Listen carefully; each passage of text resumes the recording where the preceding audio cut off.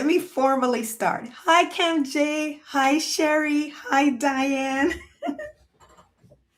Hi, everyone. I see we have more folks here. Come and say hi in the chat. Oh my gosh. How's everyone doing? Happy Friday. Diane, did you see that they had the Bodyguard up? I think they had it up for the month of May. I didn't notice until last week's, towards the end of last week's chat. And by then it's too late. Oh my gosh. And I was saying, I hope it was just not for the month of May, that we'll have it for June. And it's back for sale or rent. Because I was hoping we could do it tonight, you know? I have the DVD, but I would like you guys to watch along because Sherry, no, not Sherry, sorry, Sherry, Rashida has not seen it. And, for those that don't see it, I want them to be able to see everything. And if I'm playing it on my DVD, you guys, I can't show everything because it will get copyrighted. That's a no-no in YouTube's book. So I really just wanted us all to watch it on YouTube together and react. Yeah, no, it's for rent. And, as I said, I wanted everyone to be able to watch it with me. So that sucks because we would have done it tonight. But since we don't have the Bodyguard tonight, we'll have. Hey, let's check if it's on Netflix because I think everyone has Netflix, right? Because that's what we're watching The Walking Dead on together. Let me check.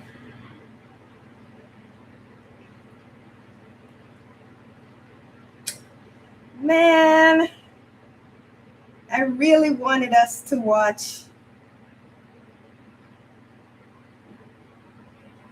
The Bodyguard.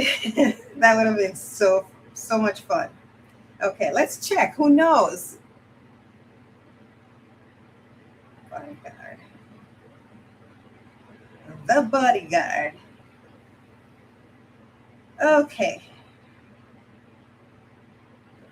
Nope, I'm seeing Bodyguard, which is some British show. And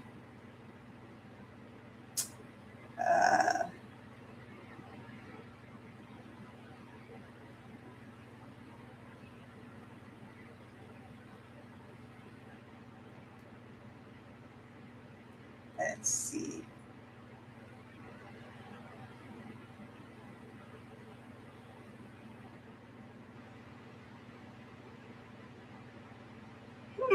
I'm seeing some movies here I haven't seen before. Hi, Christina. Lovely to have you here. We were looking, I'm looking through Netflix to see if The Bodyguard is there. It was on YouTube in May, and we were planning to react to it together. But it's now June, and they took it off. So I'm looking on Netflix to see if there's any other, if it was there. I don't see it. But I'm also noticing some movies that I've never seen before. Yes, me too, Sherry.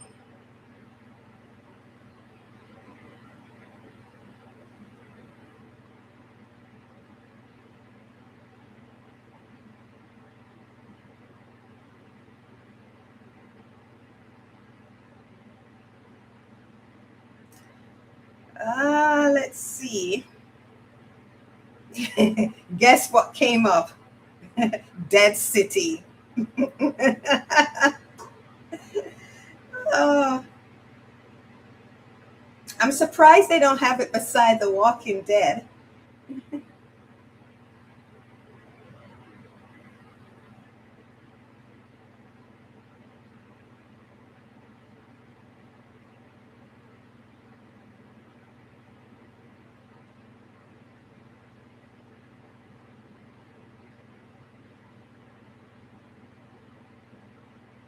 Oh, gross.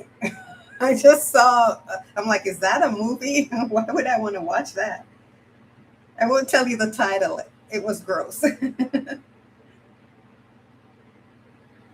So I guess we're back to The Walking Dead then, because I do not see anything of note.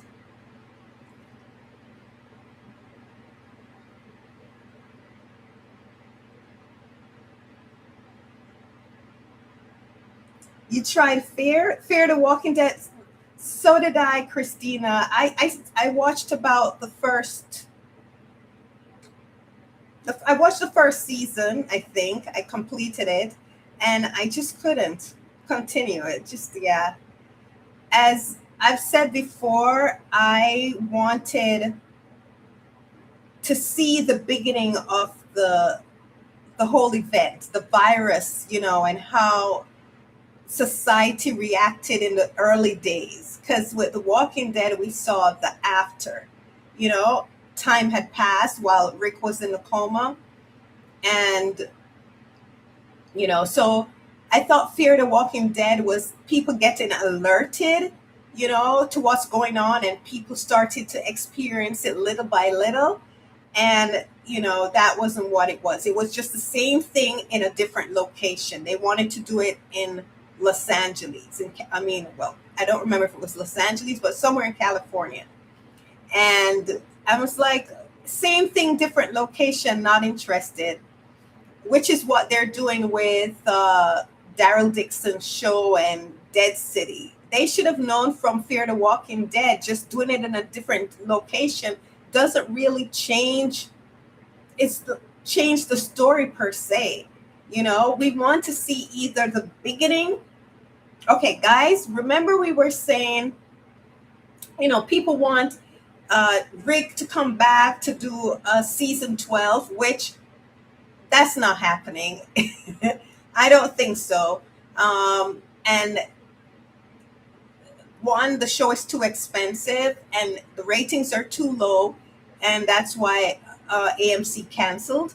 So why would they do it again? Dead City and Daryl Dixon aren't faring well enough in the ratings for them to then do another big budget, big cast show again. No, that's not going to happen. So I was thinking, if they want to continue the Walking Dead universe, which is something that I really am not interested, to tell you the truth. Rick is the Walking Dead. If Rick is not in it, I'm not interested. And Rick, now I'm so, you know, invested. Rick and Michonne, if Rick and Michonne are not in it, I'm not interested. And Denai Guerrera said it's over, which AMC said it's over. Denai said it's over. So the only thing I think would be of note for them to do if they want to continue, I don't think I'll continue along with them, but if they want to continue, is a cure, a story about the cure, how the cure, they found a cure. So if it's not the beginning of the virus and it's not the cure, as a matter of fact, that's another way to um, bring new life into the franchise if they want. If they want to reboot, do the start of the pandemic, the epidemic, or um, with new characters, do the cure, the story about the cure and how society came back. I think that would be an interesting, if they wanted to carry on.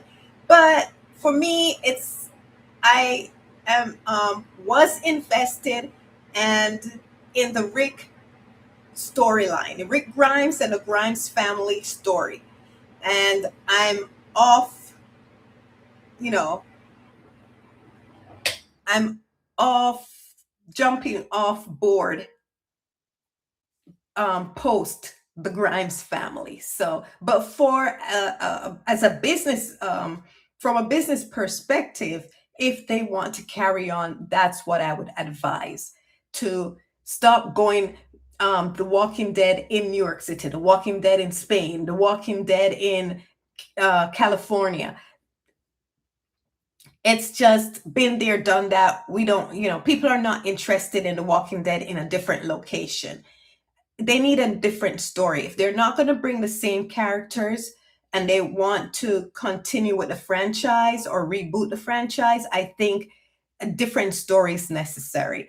And a different story would be uh, not just continuing in the world with the same thing, humans fighting humans, all of that. The Cure would be a great story if they're not going to do the beginning of the fall of society. Hey, Rashida, I didn't see you. Welcome, Rashida. Thank you so much, Rashida. You're so kind. It's a no for me, Sherry. That's my investment in the franchise. And so I wish everyone best beyond that. But to me, it's just like without Rick, without the Grimes,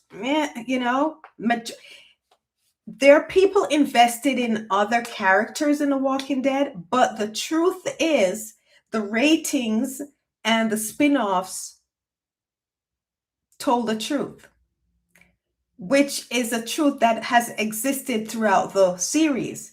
The majority of the casual viewers, the majority of the mainstream viewers are basically interested in Rick Grimes' story. The other characters that people are invested in, like a Daryl and a Carol and Negan and Maggie, all those people, they were the general audience and the main audience were interested in them as auxiliary to Rick's story. It's because they were a part of Rick's story why people were interested in them away from their specific fan bases. But if you take away Rick Grimes, evidence shows, and I'm not just speaking from opinion, the facts and the data presents the truth. You take away Rick Grimes and the general audience, mainstream audience are just not interested. Right? So it tells you the investment is not in those side characters.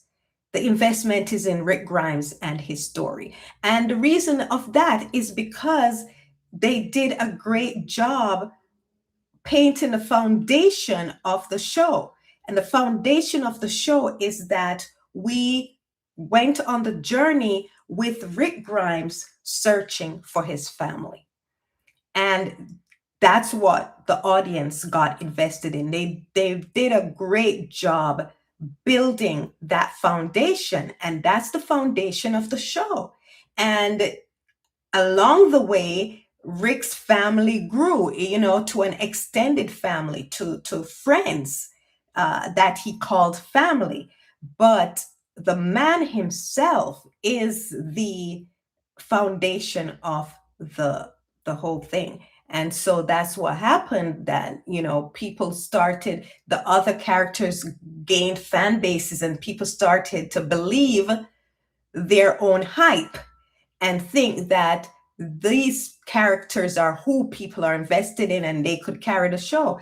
But the spin-offs, people blame and have criticized the spin-offs, but the spin-offs actually gave us the truth. It shed a great light on the what audiences are and who audiences are really interested in. And those characters away from those auxiliary characters, away from who the audiences are really invested in, it shows that they're only interested in them on the basis of how they relate to and how Rick Grimes relates to them. So, you know, people lie, but numbers don't. Hi, Mary. Haven't seen you in a while. Thanks for dropping by. Thanks for joining us.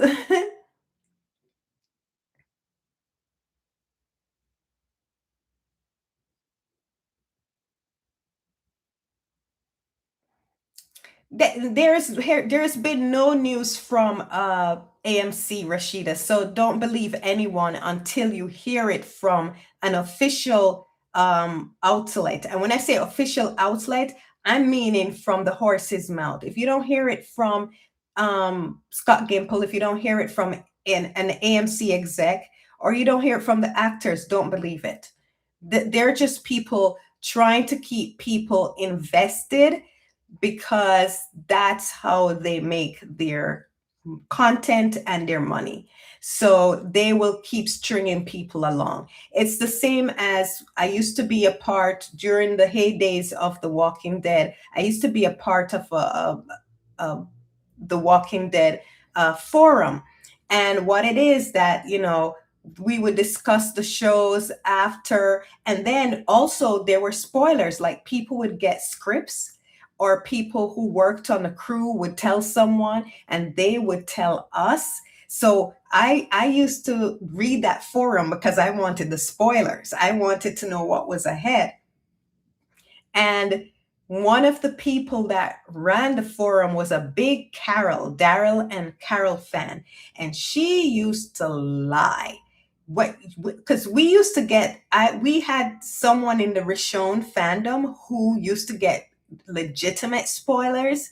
And we knew that this person was lying to the Carol fans because they wanted them to keep coming, and to keep participating in the forum and all of that. So they would lie and say, yeah, it was in the script. Yeah, Daryl and Carol get together formally, and they make love, and all kind of lies. So people do that. These YouTube channels will say, to keep the fans invested, yes, there's going to be a season 12, and Rick and Negan are gonna fight together and all of that, because a lot of the people that watch those channels are Negan fans, like for that type of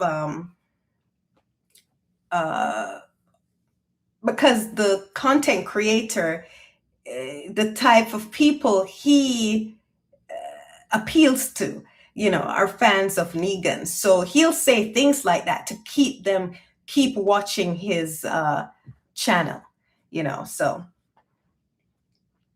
don't believe anything unless it comes from the horse's mouth. If it doesn't come from any of the execs, if it's not from Scott Gimple, it's not from the actors, don't believe it. Even some of the spoiler news magazines, don't believe them either. Some of them make up stories just to get the clicks. So don't buy it.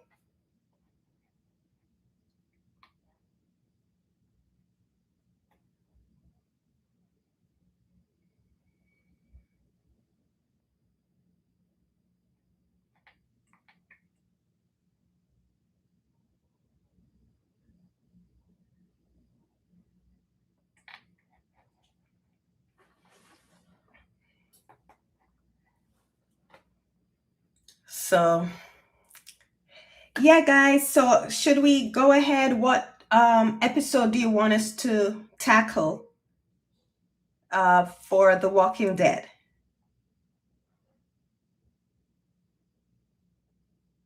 I just saw an Indian movie said Bahubali.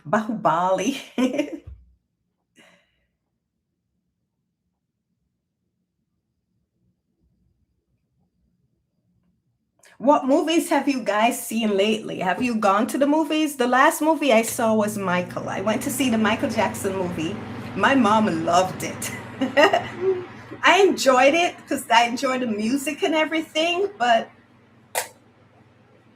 I think it could have been done, the storytelling could have been done better. But you wanted episode 3? Okay, Monsters. Let me look that up. Ooh, is that the Kingdom episode? Uh, let's see.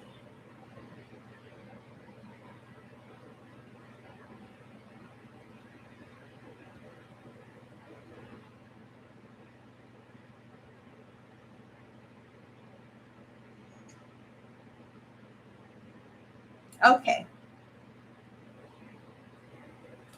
Episode 3, Monsters. Have you guys pulled up your episode? So I saw Michael. I haven't seen any other movie this summer. What movies have you guys seen? I wanted to see Mandalorian and Grogu, but when the reviews came back that it was more like for kids, like really kiddie, they didn't even go into the, like how the original was, the original series where it was more about the father-son relationship. It was just on them on adventures. And when I saw some of the preview with those little creatures, it did look like a like really baby kitty show.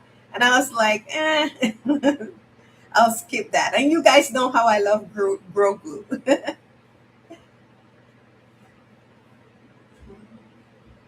Maybe I'll see it one day, even though I no longer have Disney Plus.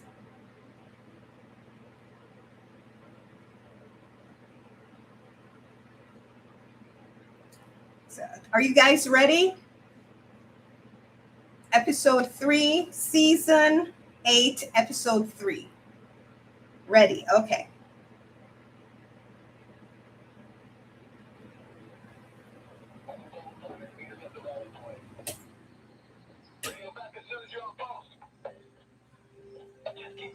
They are coming for us. Oh, yeah. Coming for us at this very moment. Really, Diane? A powerful force of bloodthirsty rogues and unrepentant cutthroats bent on nothing short than our pitiless destruction. I don't know why they said they should leave, and I'm so with everybody else. Why is Ezekiel forging forward when the advice from everyone is they know we're coming? They don't have the element of surprise. I just, that was foolish. Oh, really, Rashida? That's a long time ago. Well, not that long ago, but no, yeah. So you haven't seen any movies this year? The remake of The Color Purple? Oh, Diane, you're making me not want to watch this. Okay, let's. And yet I smile. I'm not smiling with you, Ezekiel. That's foolish. They know you're coming. So they're like walking to their deaths. He's walking them to their deaths. And yet Carol smiles. Oh, I should have turned it down. That music.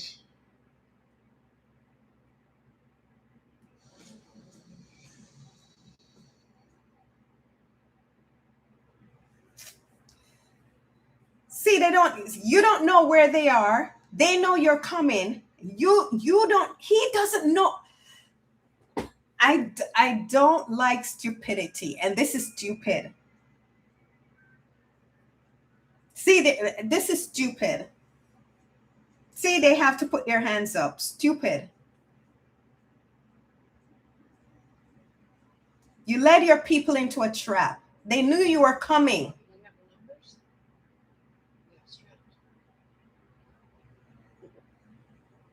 Yes, we do. Yes, we do.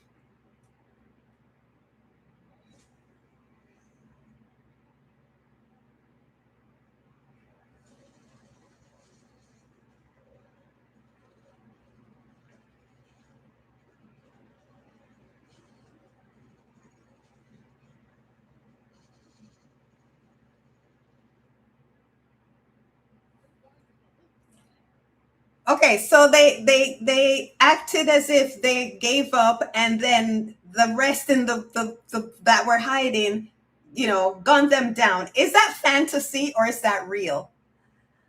Perhaps unwisely, yes, unwisely, Jude. There's no perhaps. If something is telling you this is unwise, then it's unwise. Don't do it.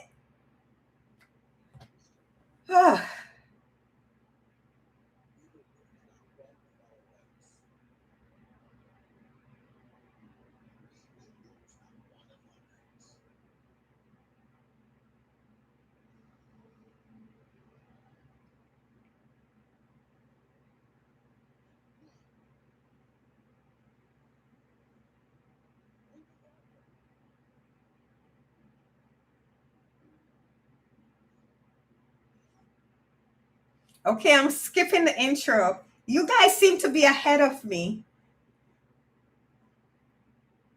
Okay, I see Rick now. Hold on. Morales. Down. Now. Rick recognizes him.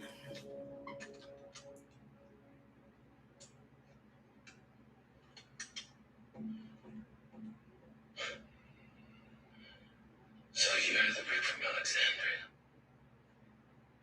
This whole time, it was you. He recognizes him. In it for nothing. The fight's out there. It's just me in here. Did you hear what I just said? I know who you are. I saw it in the mirror through the open door. And it wasn't any kind of blast from the past. As soon as I saw you, I knew you'd made the same trip as me.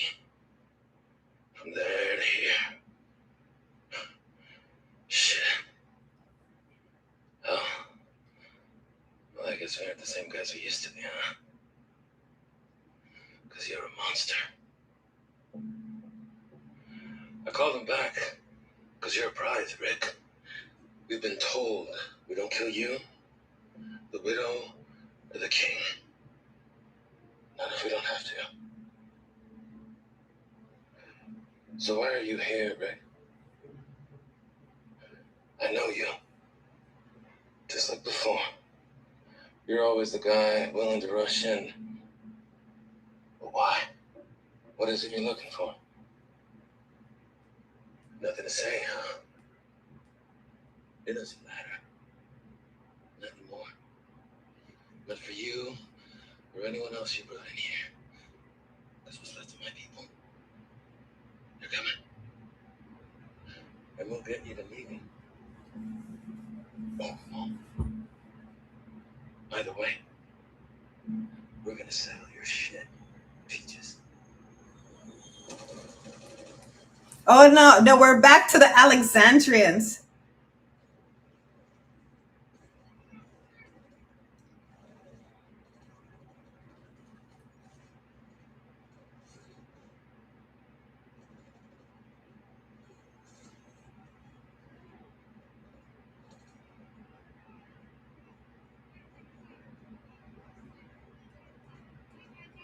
Stop shooting.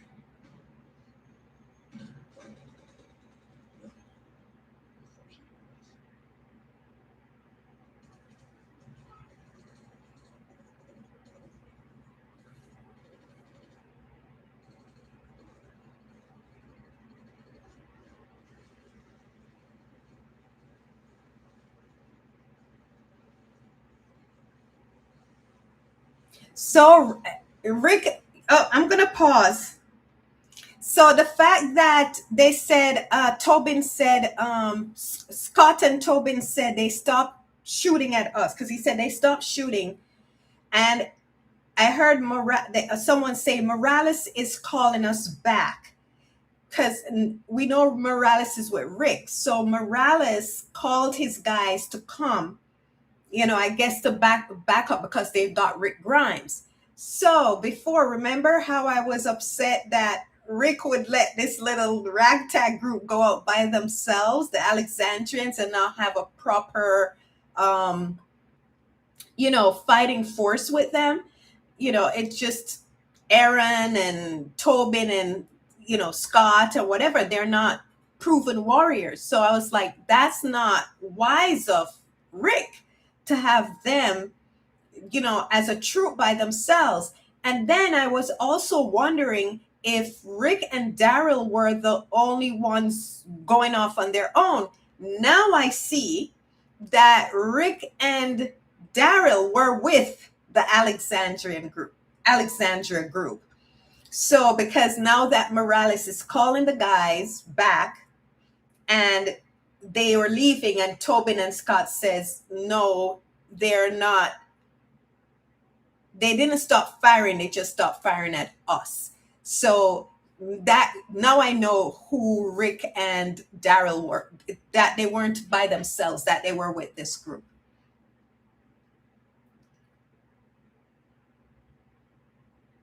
Oh, Cam J said, I was mistaken. This is the episode that shows Daryl disobeying or betraying Rick, not the previous episode. Okay.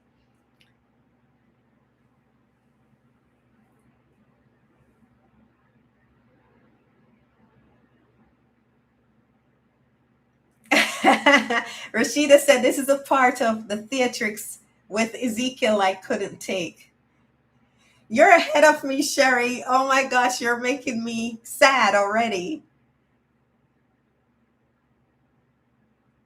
And Diane. You guys keep bringing up Shiva.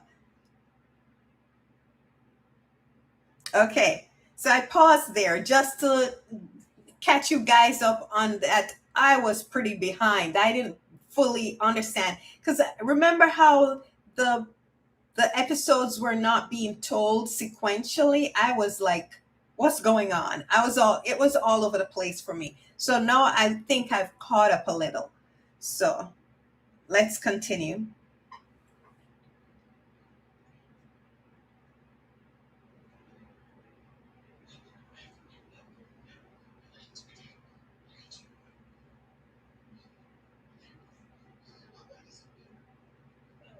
Ooh, it's all the way through.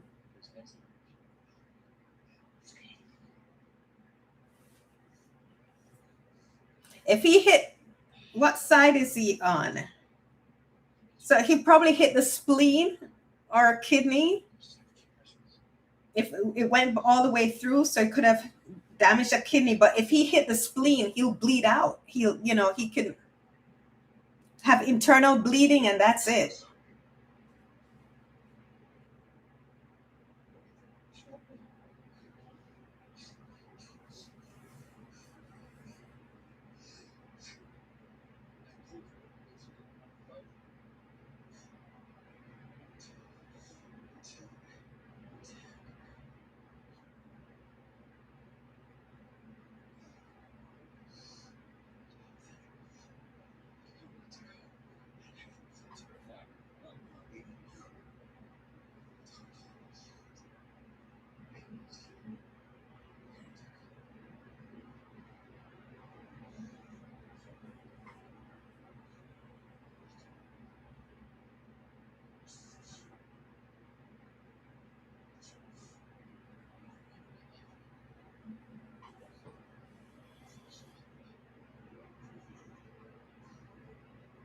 Francine, I forgot her name. Diane. His name. This guy's name is Eric. So I forgot about Francine. I forgot her name. Last week I was talking about her because she was downed last week, and I was like, "Why is Rick having them fight like this? They're not warriors by themselves."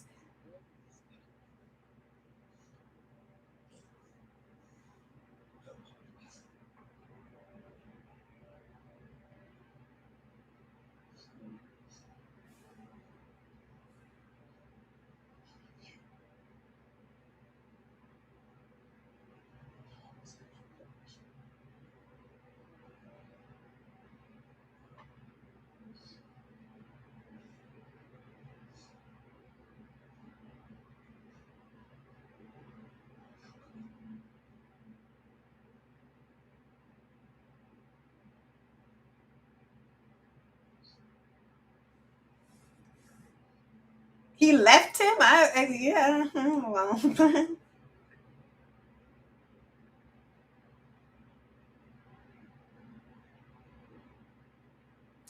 she was in a Telltale Games. Wow.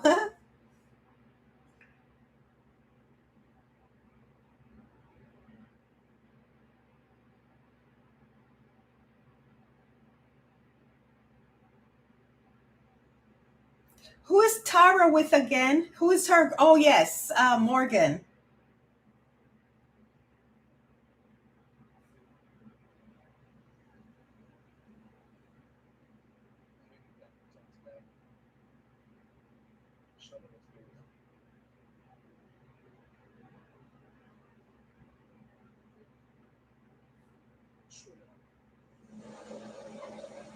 Because she knows what they did.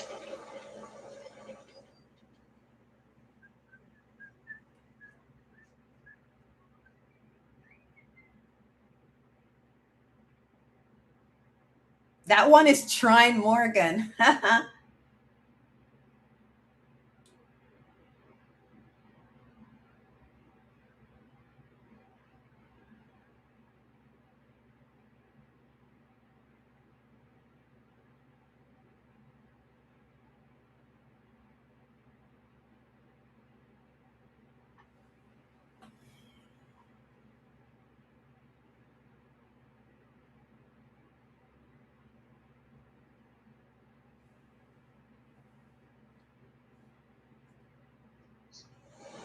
Who these people are.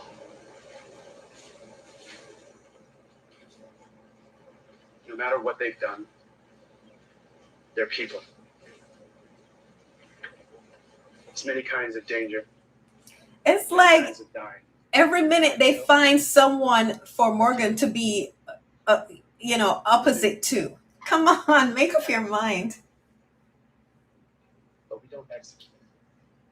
First it was, we do not kill. All life is precious. And then he's like, I need to kill. And now it's Paul. No, we can't. It's tiring. Oh, back to Morales. I'm curious about this.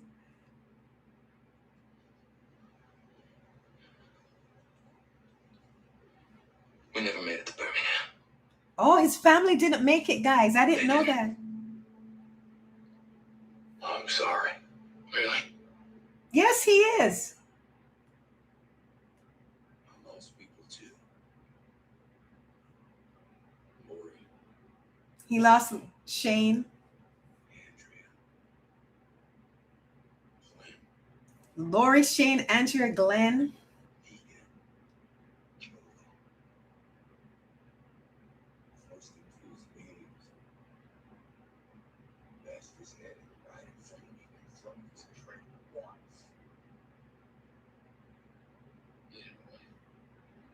Yeah, Glenn had a wife.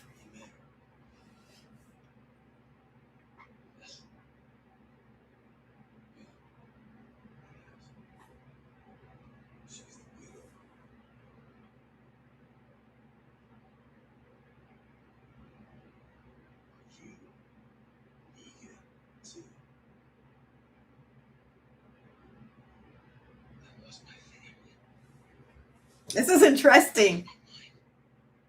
I was in so torture. Enslaving myself to death. Waiting to become nothing. To save you. They found me.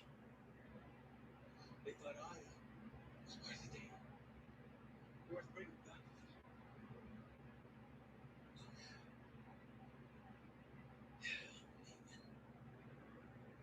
This far.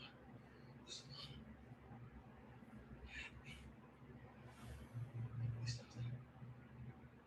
Just like you. The soul. Look at you. Look at us, Rick. Look at us. We're true households to do what we have to just to keep going. That's true.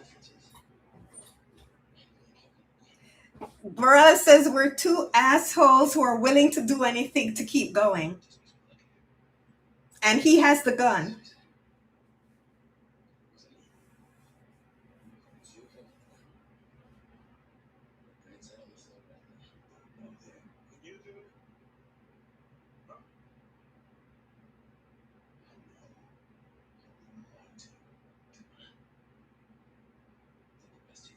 That's true. He wouldn't want to.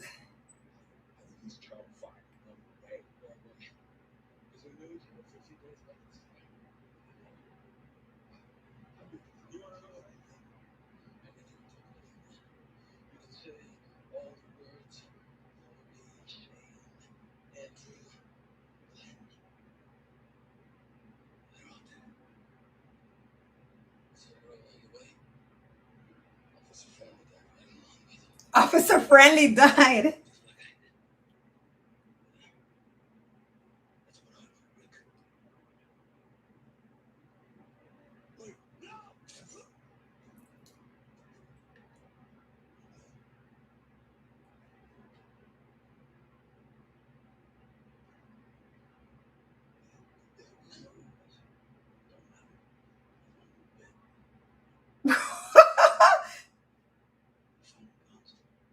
Daryl said it didn't matter. Did he kill him, guys? I paused it. Did Daryl kill Morales?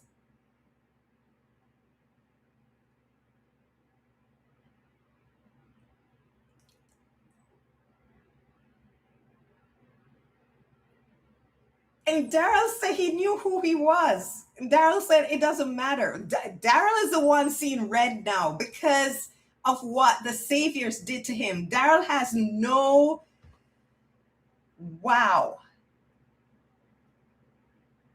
I'm being nosy, guys. One of my neighbors, I think, is moving in across the street. I just saw a flash and I'm like, ooh, what's going on? Being nosy, I'm sorry.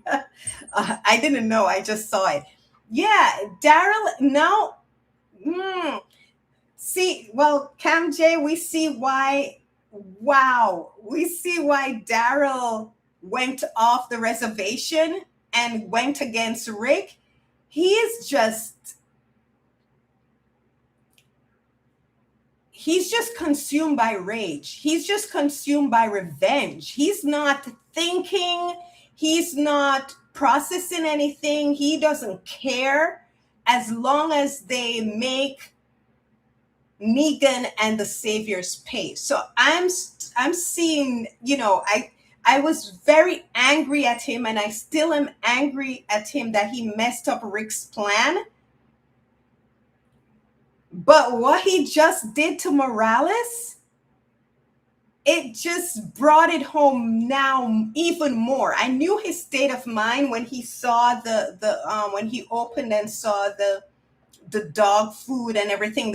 It reminded him of the state and the prisoner, the room where a prisoner was being held. It brought him back there. And he's not seeing anything. He doesn't want to hear anything. He's just consumed by rage. Doesn't excuse it, doesn't make it right, and it is foolish. It's annoying, and I disagree with him. And he messed up the plan. He betrayed Rick. But whoa, he just he just offed Morales. But from what Morales was saying, there was no getting through to him. He was Negan now. Rick would not have gotten through to him. He's like, Officer Friendly died, I died. We're just two assholes now, and this is how it is. Wow, that was a surprise. Yep, along the way, Officer Friendly died.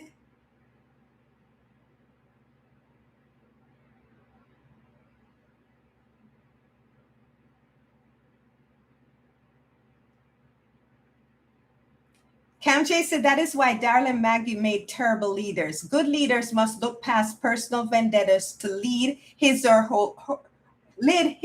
her people. Exactly, Cam J. Maggie and Daryl are terrible leaders. They're too led by their emotions, and they don't put the greater good into the forefront. Actually, there are instances that Rick is a fantastic leader, great leader, but there are instances where he literally,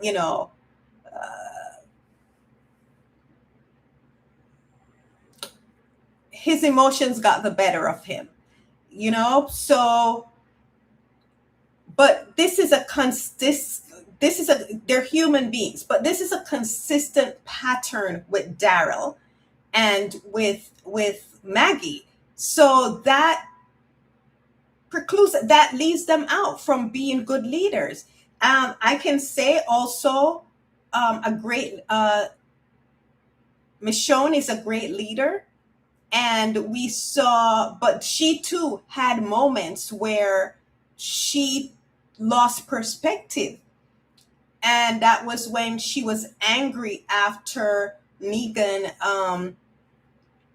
when Negan started taking from them and everything, and she just wanted to go off on her own and get him and the Saviors. So there too. but it's not something that she had moments of weakness, just like Rick, we'll see, have moments of weakness, but it's not consistent and it's not persistent. With Maggie and Daryl, it's consistent and it's persistent. Rick, if something overtakes them too much, they're just going to leave everything by the wayside and just give in to how they feel. So that makes them, and Rosita is like that too. So they're, they're good soldiers, but they're not good leaders. So I don't know what because they made Maggie a leader in the comics, they did it in the show, but no, she's not a good leader. And Ezekiel with his nonsense, if you're saying this is probably unwise, if you're saying something is unwise, then it's unwise. Why are you?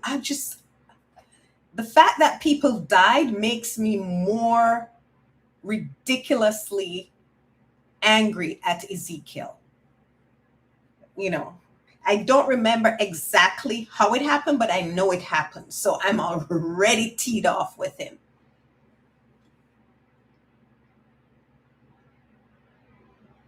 No, they're not leaders. They're not good leaders at all. Yeah. One was being led by their anger. Exactly. Exactly, Diane. Okay, let's continue. I can't believe Daryl took out Morales like that. I just remembered now that I heard chatter online during the original run of The Walking Dead that people were angry that they wanted Morales to come back, and they were angry that Morales didn't stay. But I didn't realize why Morales didn't stay. I didn't know that Daryl took him out. Oh my gosh, that was a shock. Oh, yeah, let's continue. Look at Rick's face. They aren't here. What?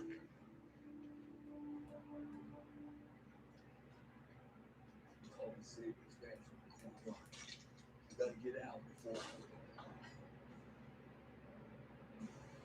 They're here. They're here. They aren't here. They're here. He said he called the saviors back. So I was right. Rick and Daryl were with the Alexandrians. Okay. I've been trying to figure out what's different about you. Something's definitely different. I finally got it. It's your armor. It's different. Smaller. Almost like it shrunk or something. Oh, he's trying to poke the bear. Is that the kids? It is, isn't it? Why the hell would you wear that? Wouldn't do shit for him.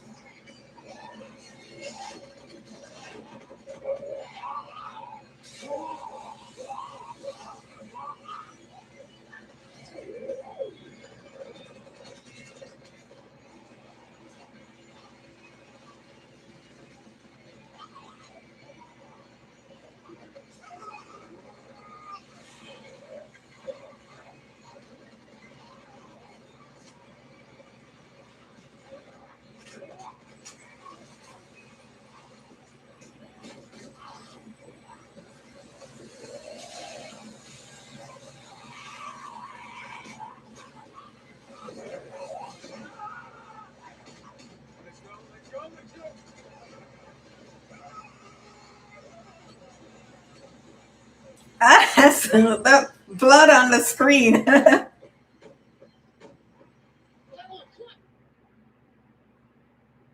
She's stupid.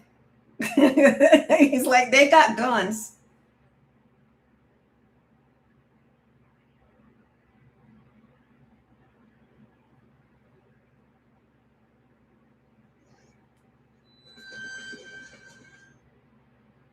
I have to turn it down because of the music.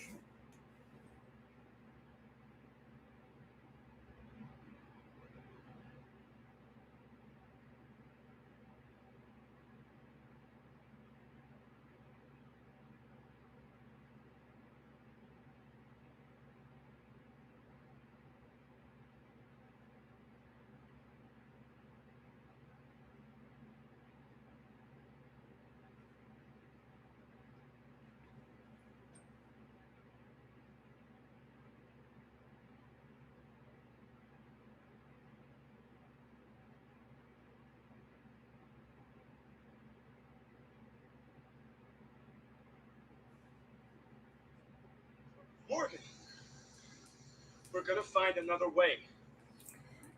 Please leave this Morgan storyline. I cannot take this back and forth. It's just it's not, it doesn't make sense.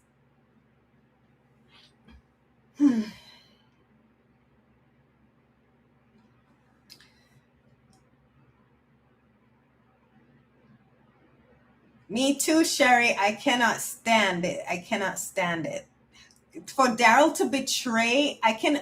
Maggie is because of Rick not letting her have her revenge on Negan. I can understand her perspective, but I cannot buy Daryl's perspective because Daryl, uh, Daryl to betray Rick like that. No, I'm sorry. Mm-mm. Yeah, he wants to kill Negan for what Negan did to him, but Negan did it to Rick too.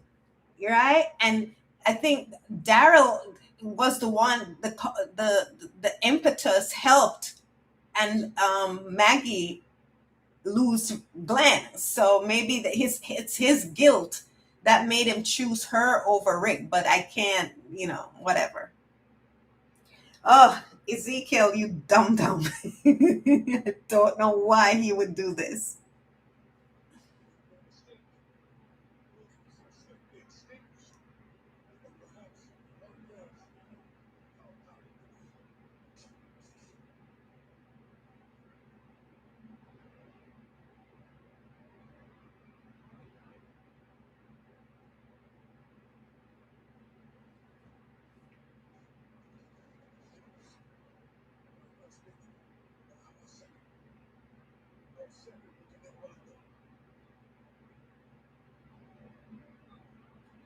I don't want to see this.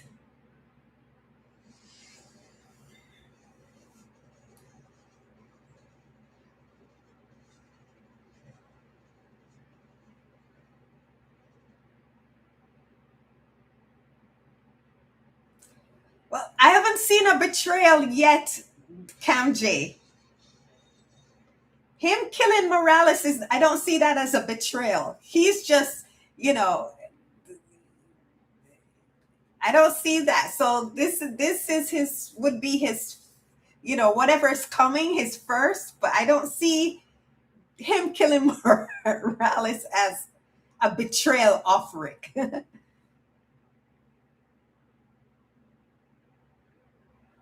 Yeah.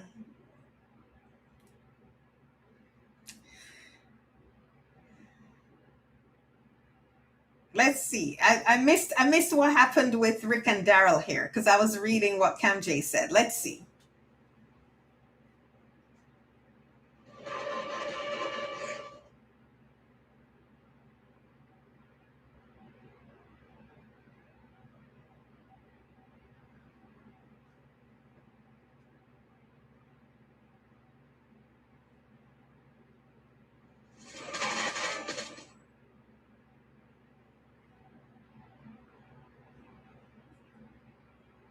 Daryl's lit a gun. Those guys have machine guns. That pow can't do anything.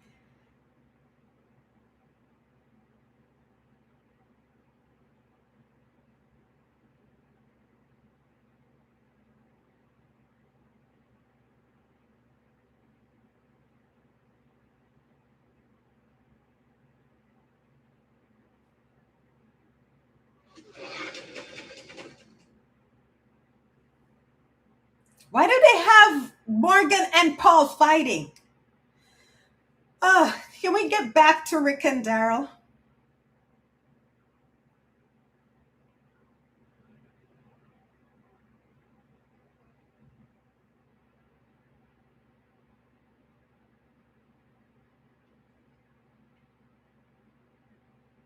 Okay, not betrayal, but disobeying and being a hothead. Okay, got you, Cam J. Are you serious? Morgan acts like he's trying to kill Paul. Yeah, go back to Rick and Daryl, please.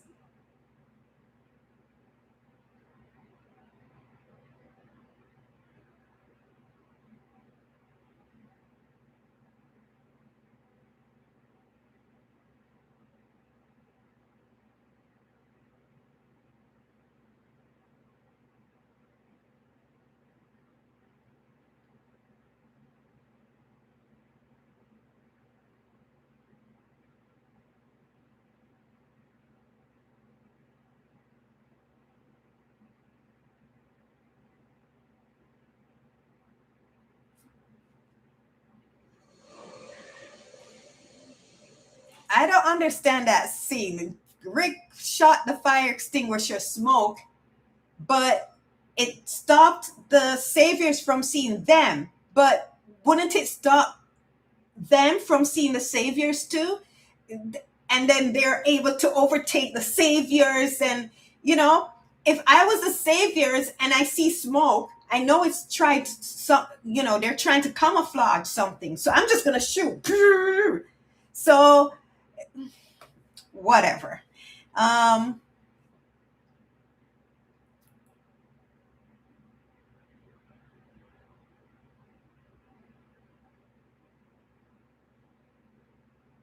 Yeah.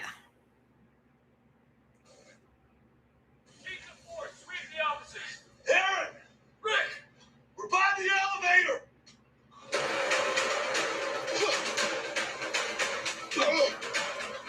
Oh.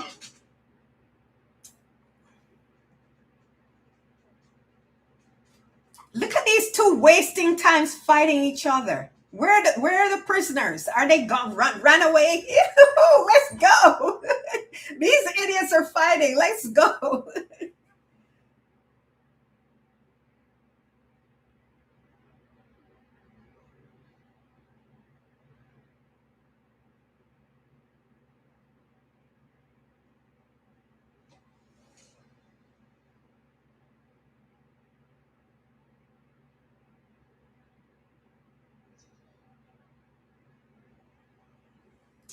Whatever.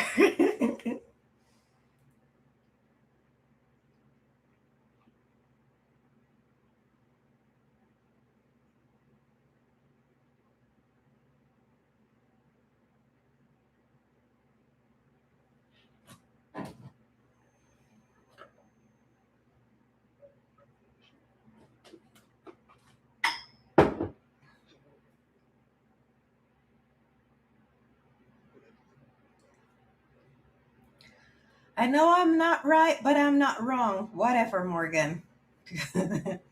Morgan needs some help up here.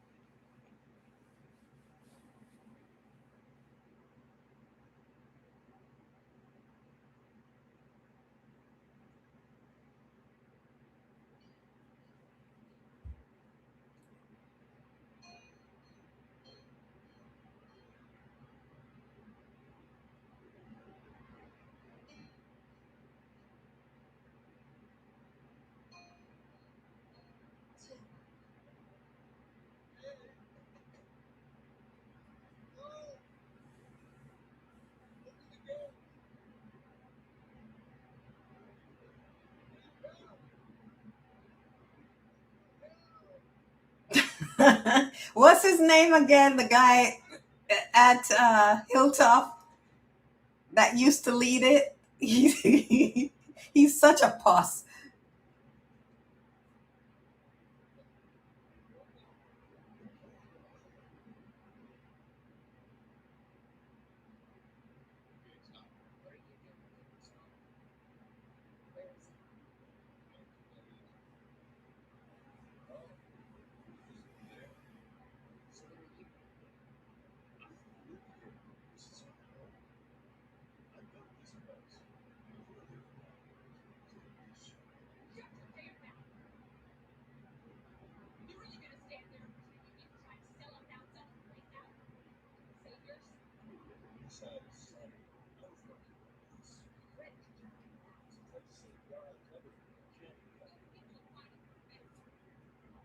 Look, the throwing out the family line was all Negan. He made me say those horrible things. I went to them in you know, in the interest of furthering diplomacy. I tried to save lives. That's one character that's consistent. Jeffrey. Gregory. Yes, Cam J. I was just saying, Gregory is just so consistent. He's he's such a scumbag. He's such a puss, and he's hilariously self-interested.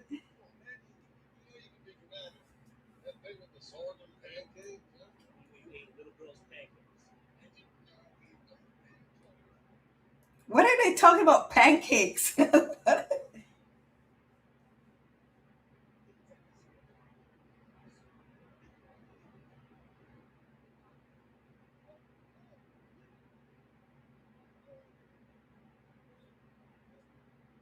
were gonna fight, and I didn't want to be complicit because I didn't think you could win. But I see now what you saw all along, that the saviors can't be reasoned with. That there is no way. I was wrong. I made a mistake. And I'm sorry. I wouldn't let him in because I would think it's a ploy by the Negan. You know, you can't trust anything Gregory says. That much I do know. I would not trust him as far as I could throw him.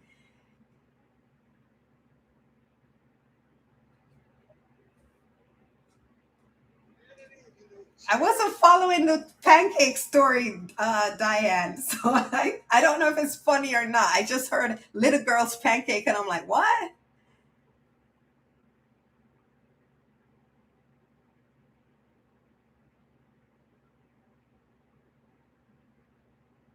He's so surprised.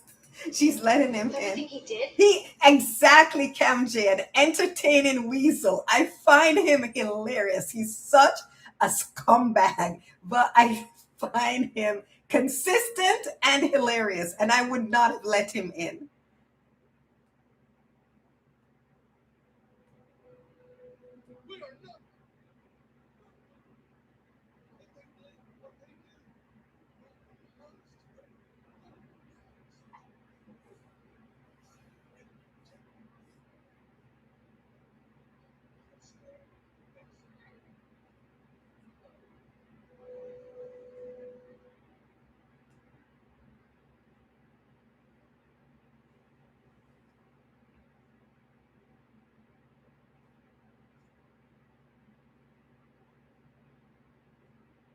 Rick. Our family's here. Children. There's 2 empty trailers out back. We could lock them up in there with round-the-clock guards until this whole thing is over. Go from there. You know what they've done to us, what they've taken from us. Of course I do. But they surrendered. Jesus. We can't let them go. And we can't kill them. We can't.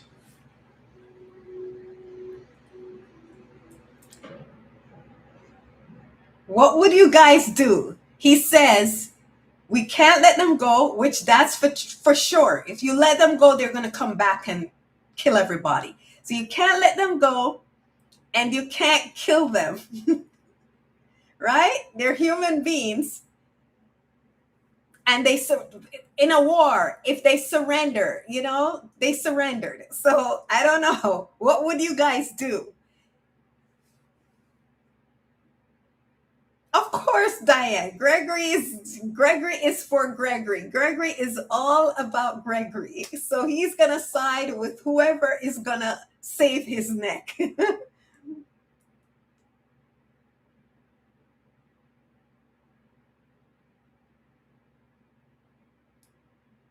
Wow. Rashida says she would lock them up on the outside and let the walkers have them. That's brutal, Rashida. What? Okay, so what about the rest of you? Paul says we cannot let them go and we cannot kill them.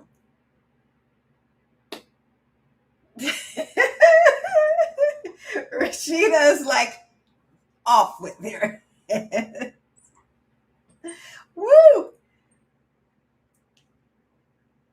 Okay, are we back to Rick and Daryl? Is that Morales? Somebody's hand is moving.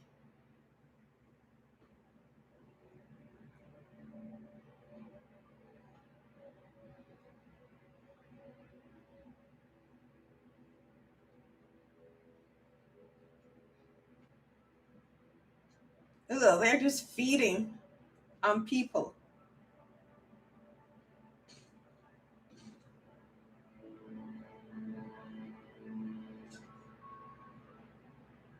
Oh, so it's Rick, Rick and Daryl.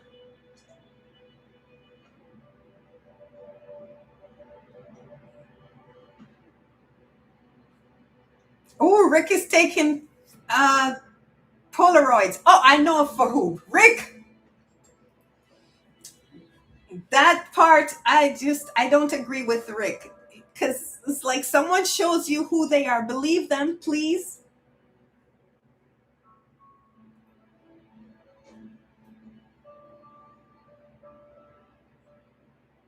So they're taking the Alexandrians. Rick group is taking prisoners too. Oh, this is their group. Oh.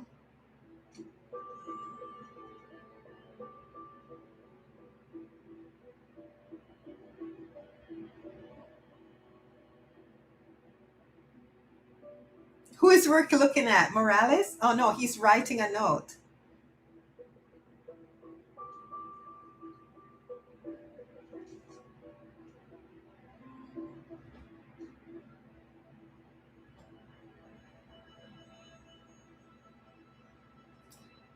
Cam J says, I would not kill them because we could use them as a bargaining chip strategy. Ah, Cam J's thinking about the long term. She's thinking strategically about the war. Oh, Eric is gone.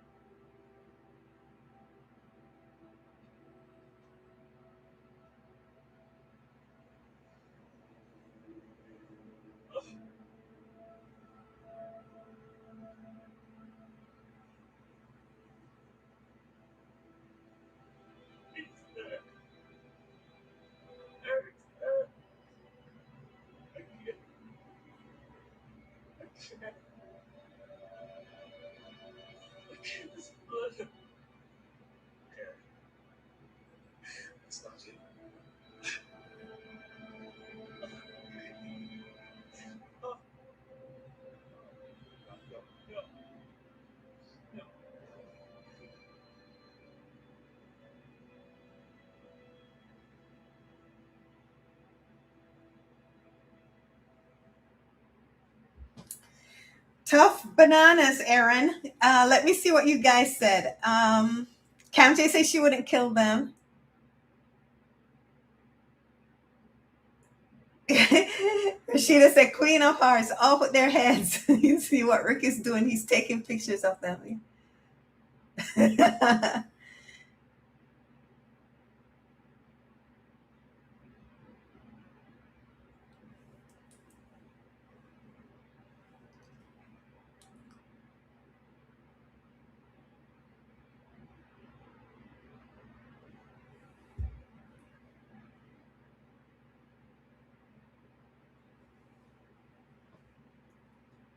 Aaron, Diane says Aaron lost a partner but gained a daughter. Oh, the baby. Okay.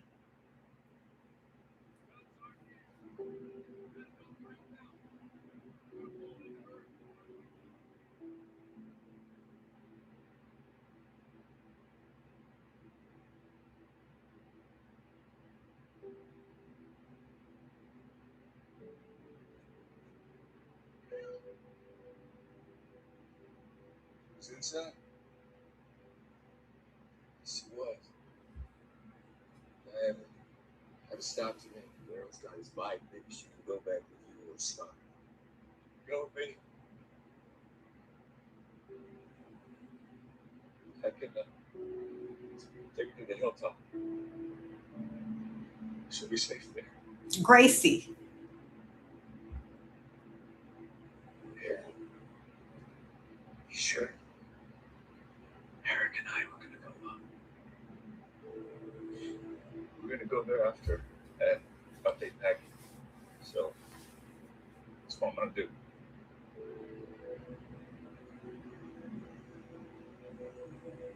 Please.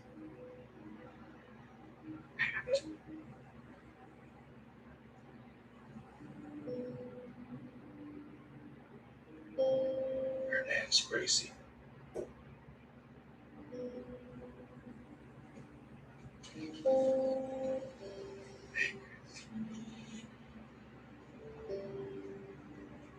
See you back home. Sure you want to talk to them assholes along? Yeah. That's how it gets done. If you gone too long, I'm gonna come looking for you. That's the plan.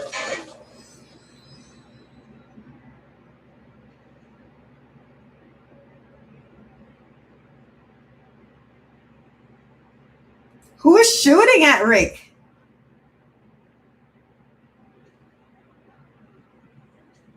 Hey! Hey!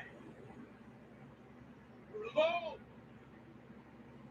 You gotta be! There's not enough room for two of you behind that tree. And there's a herd coming. I'm just saying. I tell you what.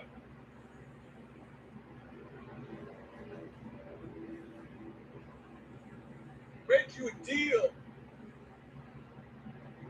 Drop your card. Come on now. Tell us what we need to know. Do that. You take a car. Go. Live. How about it? Why should I trust you? Because I'm giving you my word. There's not a lot that's worth much these days. A man's word. It's got to mean something, right? It's a woman's voice. Who is it?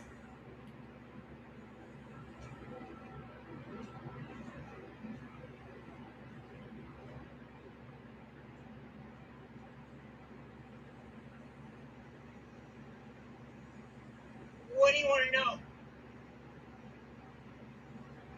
You ever have any M2 Brown and 50 caliber guns here? We did for a while. What happened? They got sent to another outpost yesterday. Which one? It was Gavin's. West of here.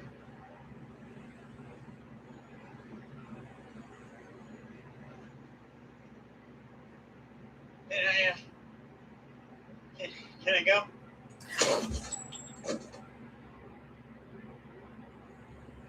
Why did he do that? Now I see what you're saying, Cam J. Oh my gosh. Mm-mm. Rick was gonna honor his word.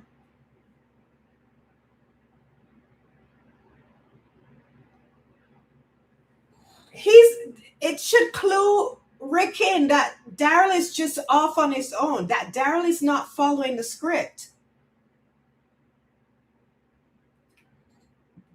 He shouldn't leave Daryl. From seeing what Daryl did this time, I understand with Morales, I sort of get it, but because Morales was making it known that there, he was Negan. He was for the saviors. He couldn't care less. This person, Rick gave his word, and Daryl's like, I don't care. I'm just going to do what I want. Rick should have clued in then and not sent Daryl off on his own to try and go recruit those mad people, that mad woman who always turns on Rick.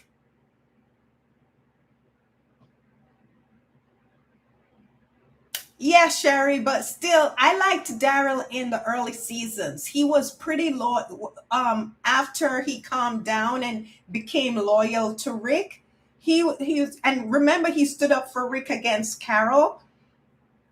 Daryl was a solid one, you know. But this is ridiculous. But I'm putting the blame now on Rick. Rick sees where Daryl's head is. So he should know that Daryl is not going to follow the script. Wow. And here comes the kingdom. I don't want to see this. Oh, it's Everyone is accounted for, Your Majesty.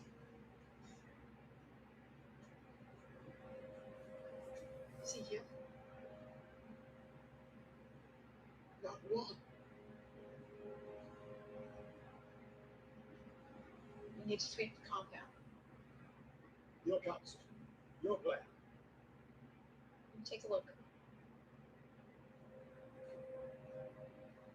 Won't be here a while. Might as well take care of them. We should do the other way.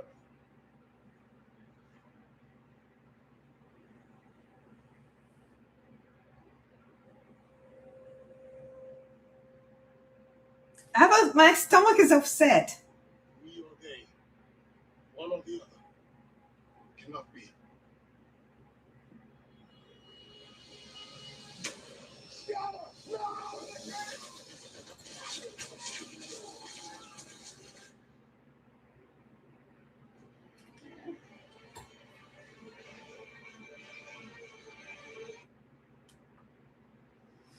My stomach, my stomach was actually upset because I know something was coming, but I didn't know what.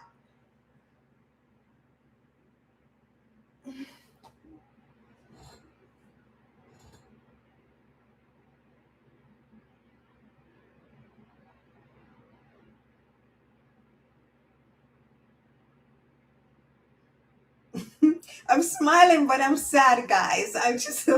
I'm smiling because I don't know what to do. And I'm sad and I'm angry. I'm angry at Ezekiel for bringing them into this situation, and I'm sad that because the kingdom fighters are such good people. They don't deserve this. They didn't deserve this.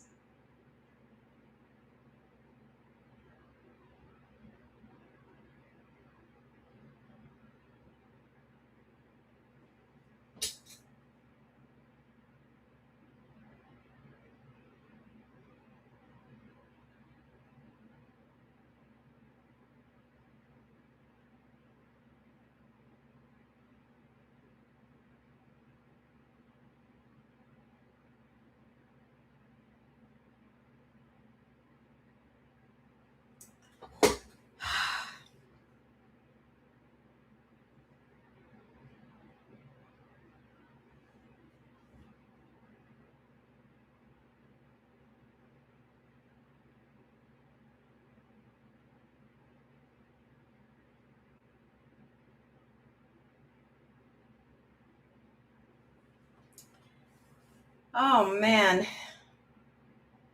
Yeah, why were they out in the open like that? That made no sense. At least stay in the forest.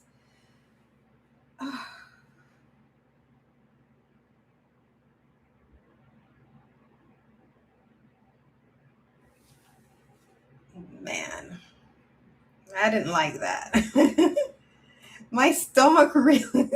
Oh my gosh. I don't, I.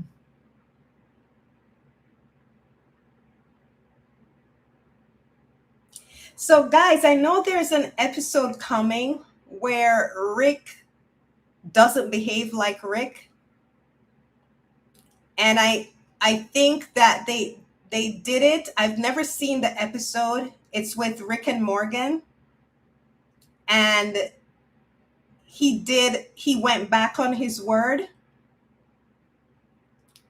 And I've never watched it because I didn't watch much of season 8. And then on top of that, because I was over the Negan thing, Negan storyline and the Negan and Savior storyline. So I didn't watch All Out War, but I knew of it. And Rick and Morgan did the unthinkable.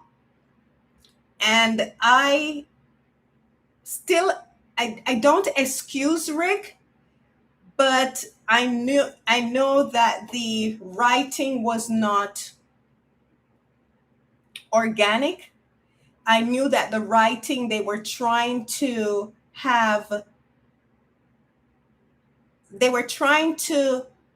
dirty Rick, to elevate, try to put him on the same, on the same level as Negan. So I sort of didn't, I overlooked it.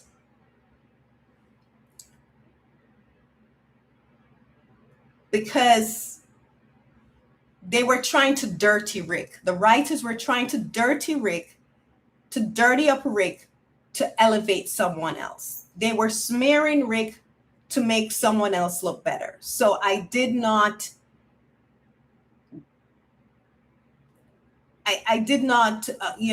go against Rick because of this. But seeing this episode, do you think that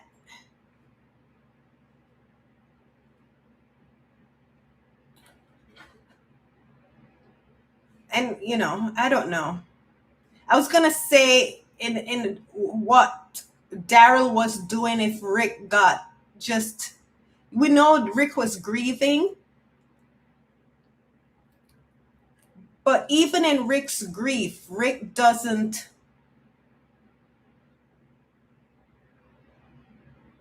take it out on others. He mostly takes it out on himself. So again, it still wasn't authentic, because I was going to say, could he have been, he took something from Daryl. He borrowed from Daryl, but no, that's not Rick.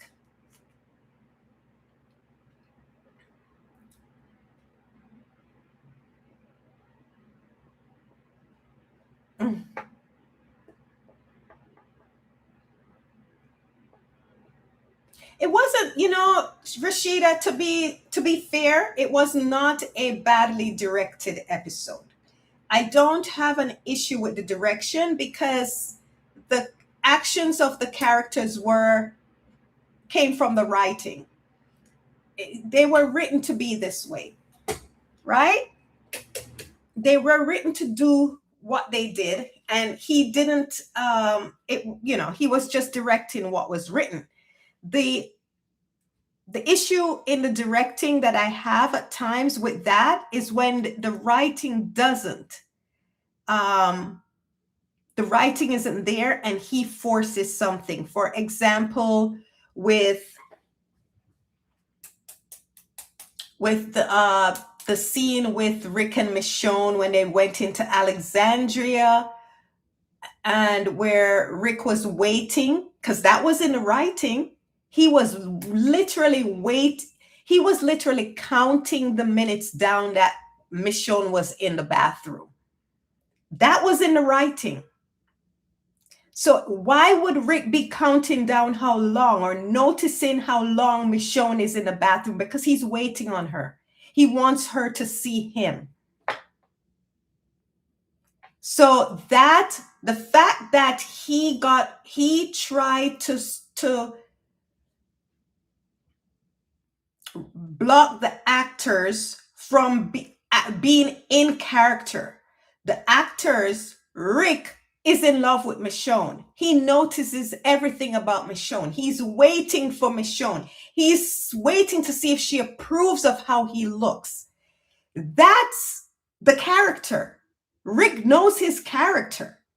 And Michonne is in love with Rick even though she doesn't know it.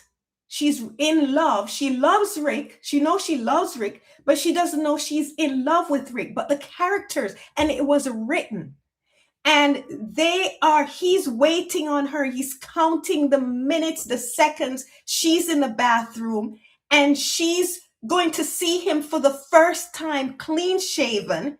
They are going to react. He's literally blushing. He's waiting for her and she comes out of the bathroom and he's literally blushing at her seeing him like this for the clean shaven. You know, he's nervous and she's seeing him and responding to him, and the actors are naturally and doing what naturally comes to their characters. And this, I don't want to call anyone names, is trying to thwart it. He's thwarting it because he doesn't like the characters as a couple. He doesn't, not like, because they weren't even a couple yet. He did not want the characters as a couple, I believe, because of racial motivation, right? Racial biases.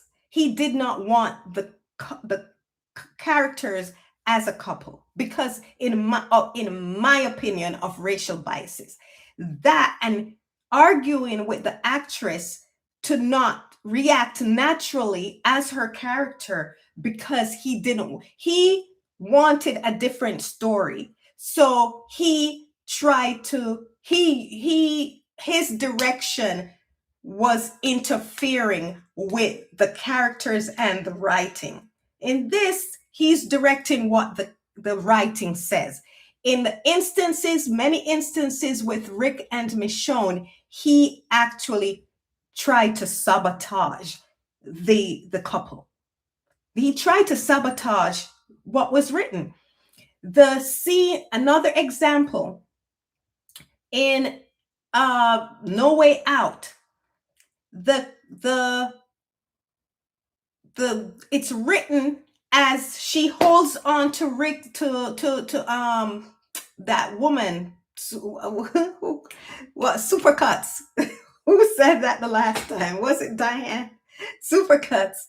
He held on to, Supercuts held on to, had a death grip on Carl, and it's written for Rick to chop her hand off.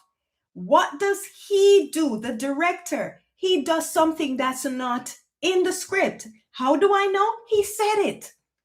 They did an interview with him, and he said he took creative license and put in the scenes with the flashbacks, Rick flashing back to Jesse. That was not in the writing.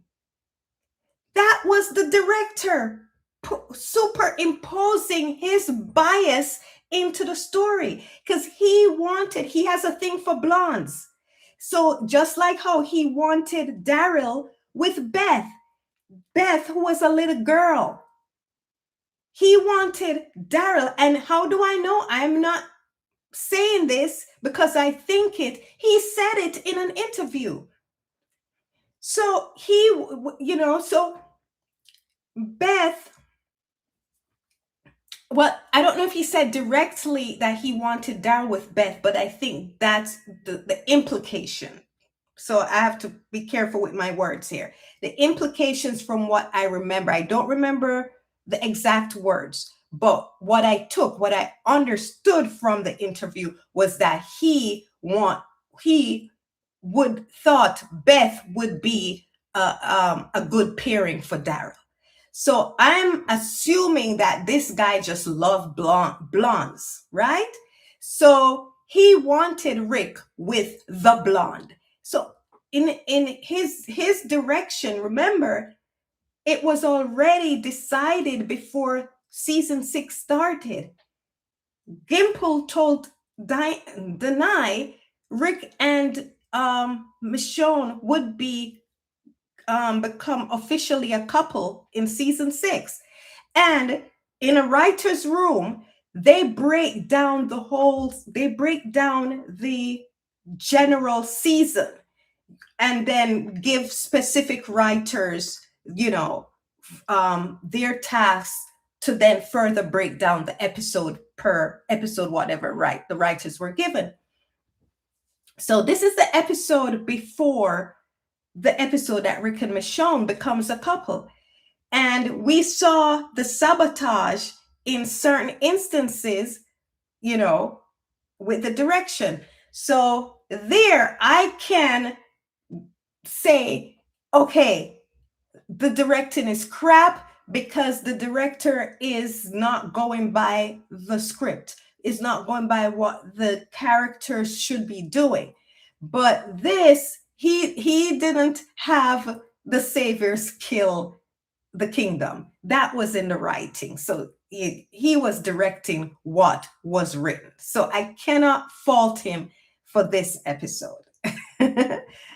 But I can fault him for other episodes where I strongly believe biases hurt Rick and Michonne's scenes and interactions.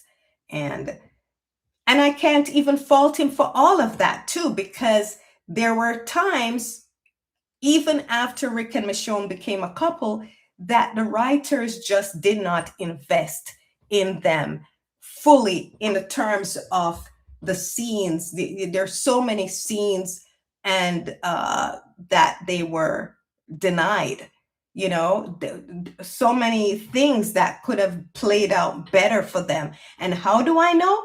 We got the ones who live where things were played out magnificently. Rick is the lead. Rick is the Walking Dead. Michonne is a Grimes. Yet we had more time and more time spent on side characters, auxiliary characters, and their relationships. So please, you just look at season 1, look at season 2 with Rick, the story with Rick, Laurie, and Shane. There was just full-on investment in that story because Rick is the lead. Rick is the lead. Laurie is his leading lady. And they just went, that was a story, even though it was a story about struggle, their love was, their relationship was strained and had a lot of trouble, and betrayal and all of that. But the story was focused on them. People were able to relish the story and invest in the story and get into the story because the writers focused on the story. Because we're following Rick's story. With Rick and Michonne, the writers behaved as if Michonne was just, another, like a Dale in the story, or a just another character, a supporting character to Rick. She was his leading lady.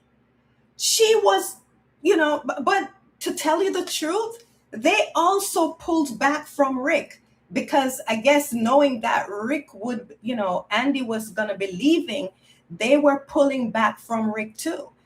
But you don't get that awesome organic storytelling like you did in 1, 2, 3, and 4. You don't. And the beginning of 5, you don't, because, you know, I'm ranting, but I'm just so annoyed and just frustrated with the writing for the latter half of The Walking Dead. And just, yeah.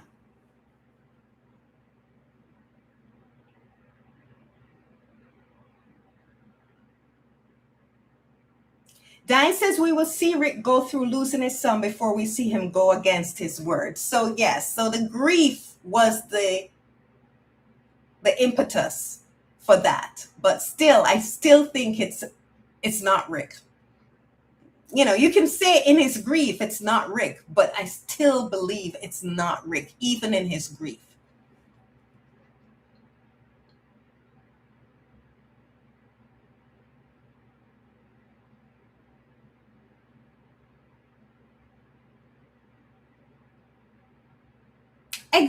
They knew Andrew was leaving, Diane, and you know that last scene with Rick and Michonne, that wasn't there. Michonne, Denai, who is a writer and who has common sense,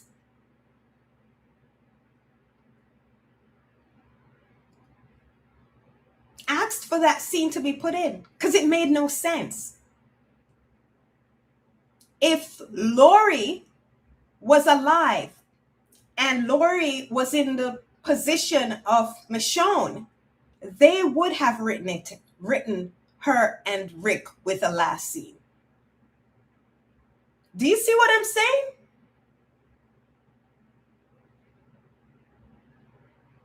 Michonne was Rick's leading lady, and they did not treat Michonne as Rick's leading lady. The writers, that is. There's no way under the sun Rick is dying.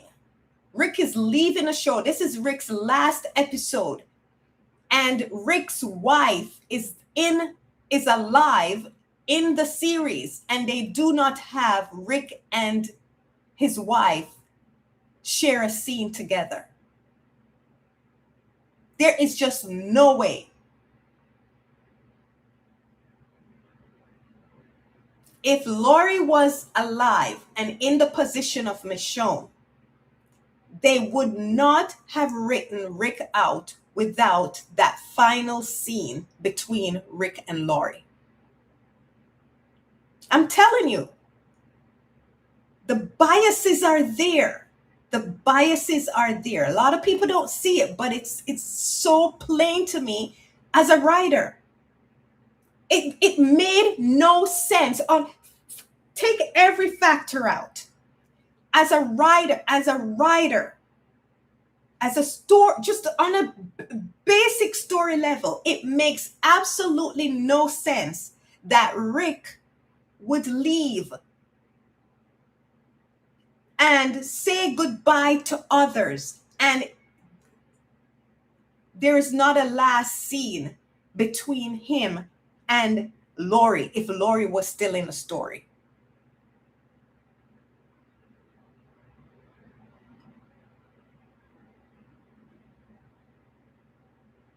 Yet they didn't see it.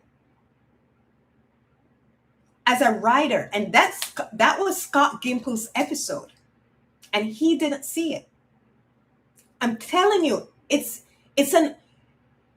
you have conscious biases, but because I know that Gimple doesn't have anything against Rick and Michonne, it's an unconscious bias. And even though it's an unconscious bias, it's a bias nevertheless. He may not have even realized it. I'm sure he didn't realize it because it's not a conscious bias. But if Lori was still in the story, he would figure out a way to have Rick say goodbye to her. Denai, of course, doesn't have that bias. So on a writer's level, she's not going to dismiss Michonne because it makes no sense. As on a story level, it makes no sense. And as a writer, to me, it makes absolutely no sense. Denai came from it from an angle as a writer and as knowing the character of Michonne and knowing the character of Rick. And as a writer, knew it made no sense. So that unconscious bias was there. Denai had to write that in.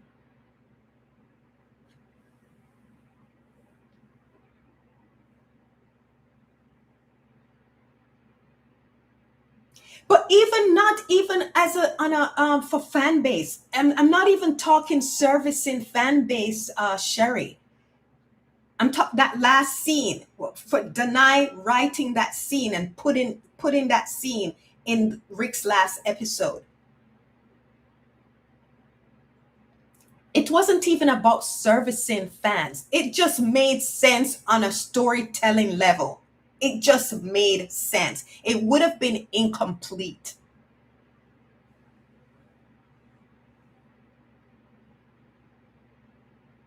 No. The scene where Michonne spoke to Rick and they kissed, where Rick was still hallucinating. That's the scene that Denai wrote. The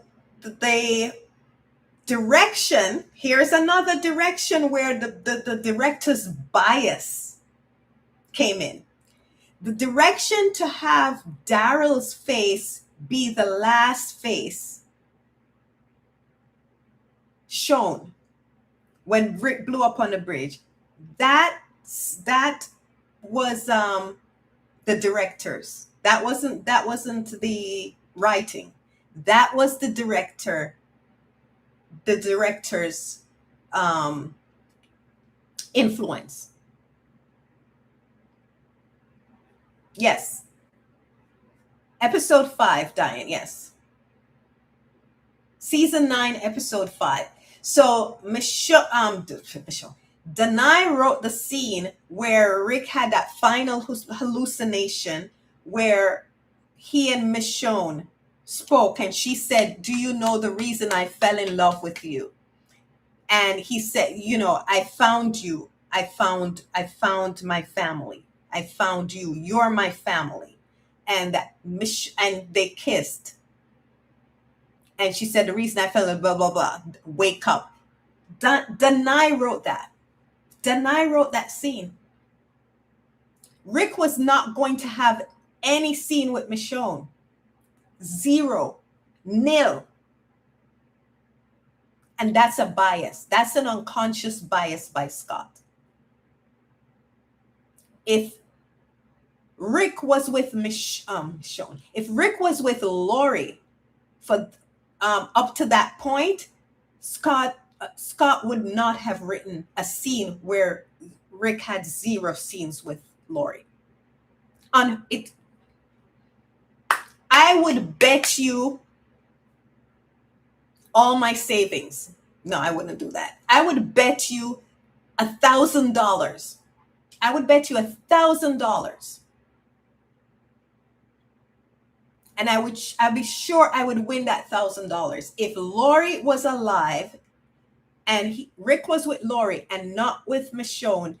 Scott would have written a scene with a final scene of Rick's final episode between Lori and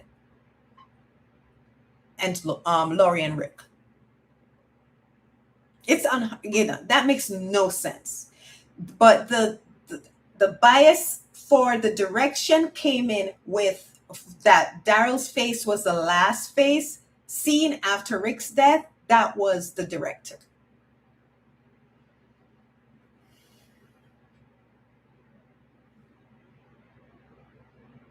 Oh, okay, Sherry, I get what you're saying. But with the direction was corrected in The Ones Who Live, because in Rick's nightmare, in Rick's dreams about the bridge, the voice he hears, the last voice he hears is Michonne screaming Rick. So the director focused on Daryl, making it seem Daryl is the most important character relationship to Rick. But from Rick's perspective, the scream that lingered, the part of the whole bridge scenario that he remembers is Michonne. He thinks about Michonne. He hears Michonne. His nightmare, he recalls leaving Michonne behind. And that's Rick's perspective. And we get that perspective not from The Walking Dead, because the director was not invested in Rick nor sorry, that's not true. The director was not invested in Michonne. The director did not see Michonne as the relationship for Rick. But in the Ones Who Live, we get Rick's perspective. Remember now, the director in The Walking Dead is not in directing in The Ones Who Live. The writer, even though we had Scott Gimple, we have another writer in The Ones Who Live. When I say writer, creator, showrunner, show creator, we have Andy, Rick Grimes himself. And from Andy, he's telling us from Rick Grimes' perspective, the relationship that mattered, all his relationship matter, but the relationship for and of Rick Grimes is Michonne. That's Rick's perspective. If we had writers that were actually writing, invested in Rick Grimes' story, the last voice and the last face we would have seen would be Michonne's. So I'm grateful for The Ones Who Live for that, because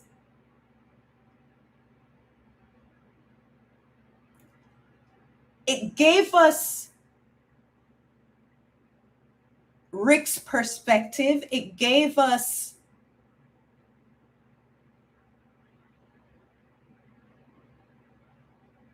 the focus on Rick's relationship with Michonne. It gave us the same investment and focus on Rick's relationship with his wife that we got with Rick's relationship with his wife in season 1 and season 2.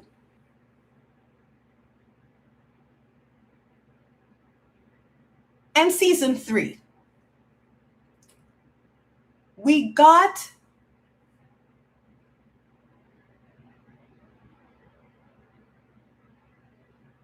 an unbiased writing. We got organic, unbiased writing. Because if they treated Rick and Michonne in the second half of season 5, season 6, season 7, season 8, the same, and season 9, the first 5 episodes of season 9, if we got the same type of investment that Rick's relationships got in seasons 1, 2, and 3, if we got that for Rick and Michonne's relationship, The Walking Dead would have been a different show in the latter half. The biases and the bad writing and biases gave us a poorer product.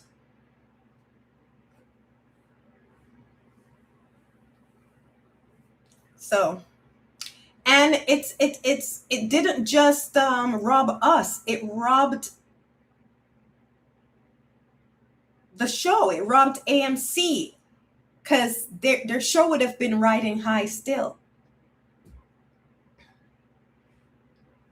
Racism is expensive, and it doesn't hurt just the people it's towards, because cancer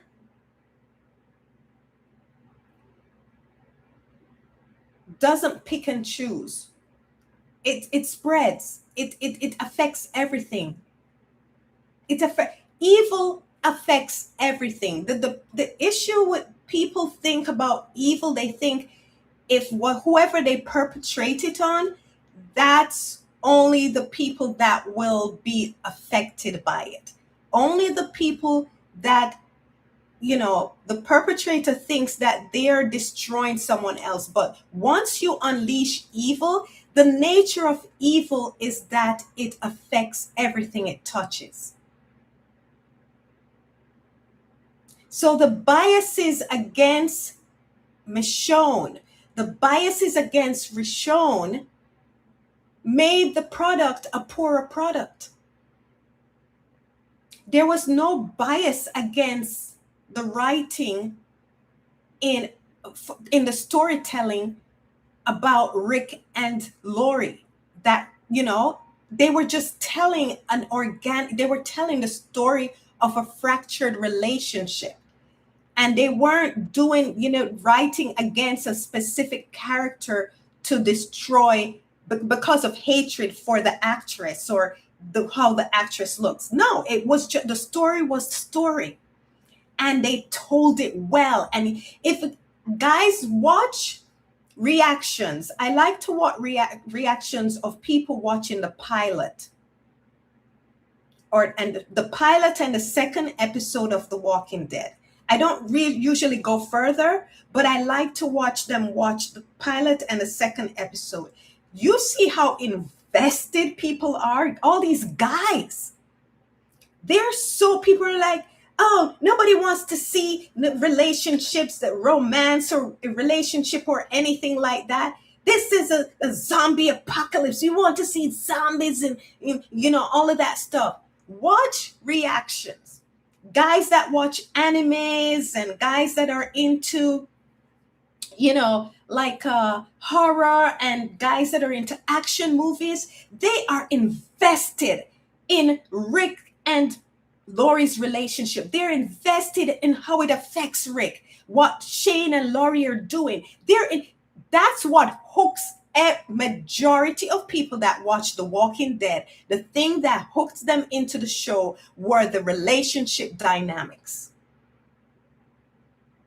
So when you hear those racists and incels try to dismiss Michonne and dismiss Rishon and say, oh, we don't want to see that because that's not what The Walking Dead is about. That's just racial bias. That's just racism, period. Because the relationships was what invested everybody into The Walking Dead.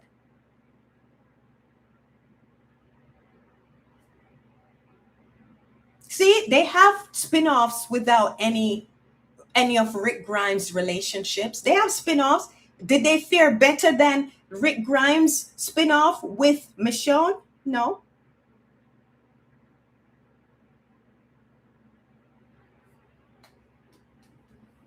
That was the foundation of The Walking Dead. So trying to sideline Michonne or sideline Rick and Michonne relationship actually did the product a disservice, did the show a disservice, and did the, you know, it went down.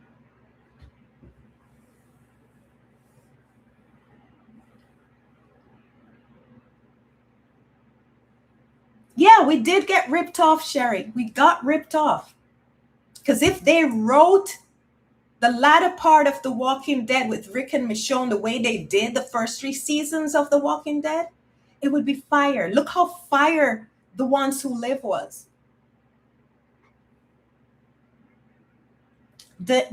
Diane says, I love that Denai wanted that scene with herself and Rick on the bridge included because people would have thought the family he was looking for was Laurie. Exactly, Diane. Exactly. And that's what the racists wanted.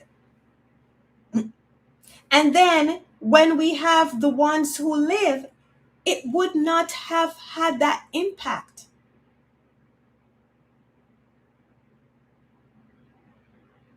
Rick wanting to get back to Michonne, it would not, would we believe it? Yeah, we know he loved her, but would we believe that tightness, that closeness, that dependency between Rick and Michonne was there? They weren't writing, they were hardly writing for them in the latter part of their relationship on The Walking Dead. They hurriedly put montages and stuff together in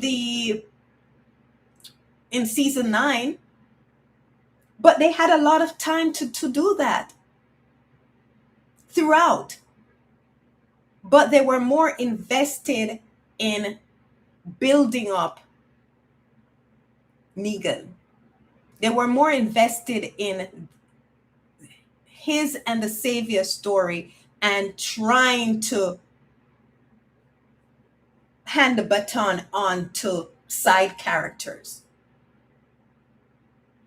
Yeah, The Ones Who Live was fire because we had people invested who were writing the show, who were invested in the characters and were unbiased against the characters. They were invested in the characters, they were invested in the story, and they held no biases against the characters.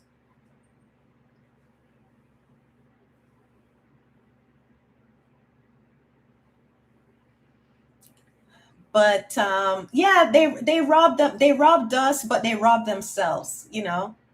That's just the nature, you know. Racism is expensive. You know, everything is affected by it, not just the people you want to be affected by it. That's just the nature of evil. It destroys everything it touches. Like what's happening in our country, it's affecting everyone. Telling you, evil doesn't stay in a corner. It's like cancer, it destroys everything it touches.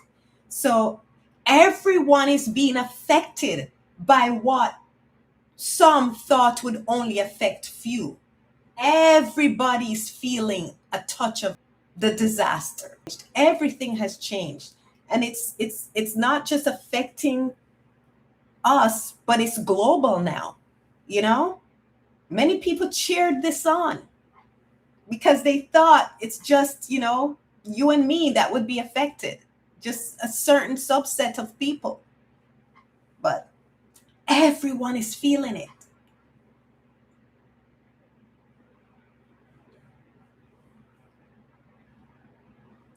Rashida said, isn't that what executives do? Burn a good show for their own arrogance? Yep.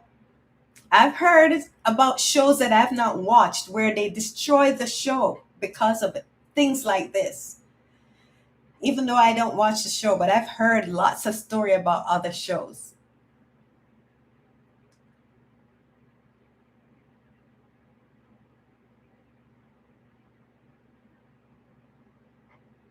Yeah, the side characters couldn't carry The Walking Dead because the foundation was built with Rick Grimes searching for his family.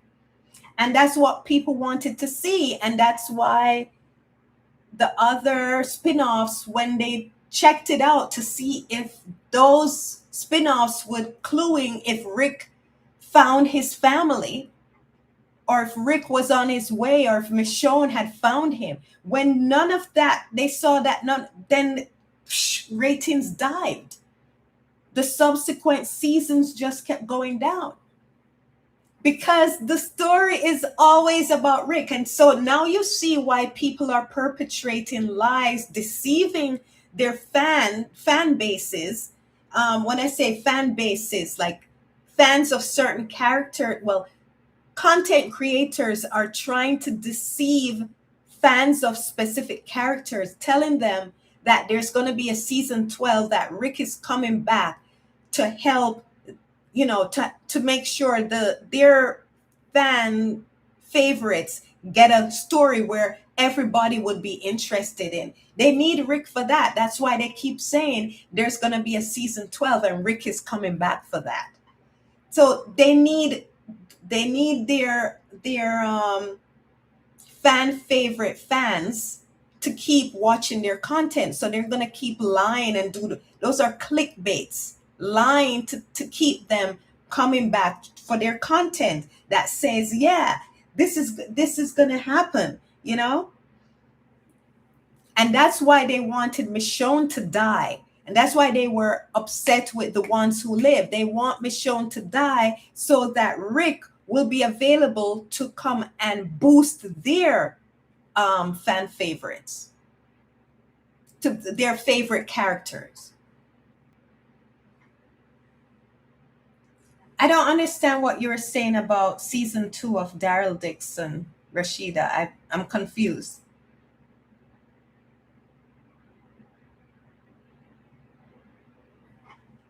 Um,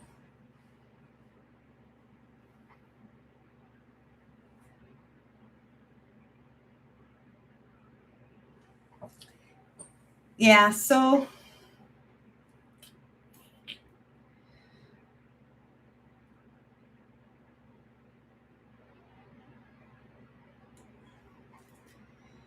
guys, we will continue episode 4 next week. I'm so bummed that the Bodyguard is no longer on YouTube for free.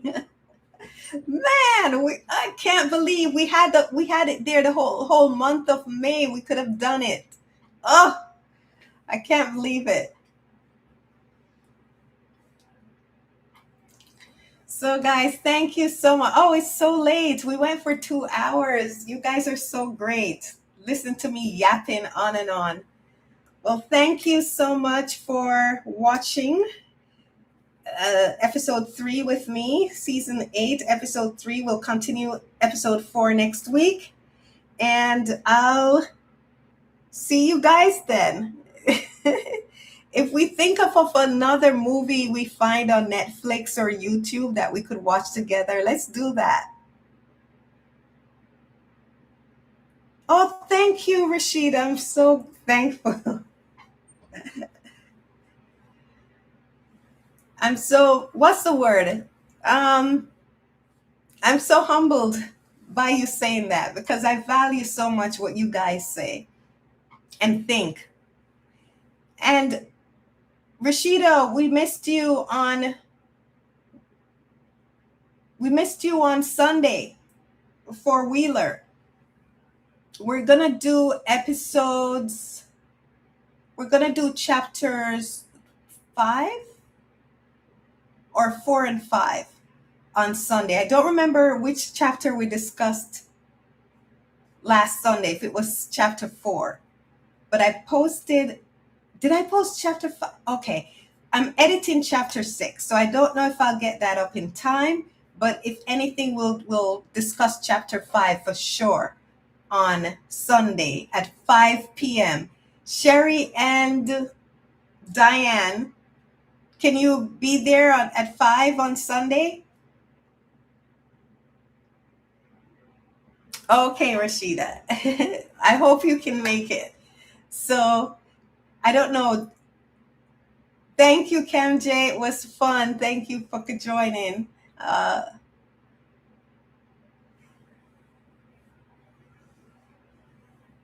so I don't know if Diane and Sherry can make it, but if you can, I don't know where everyone went. But I want to say bye. I don't want to leave before you guys say bye. Cam J's saying bye.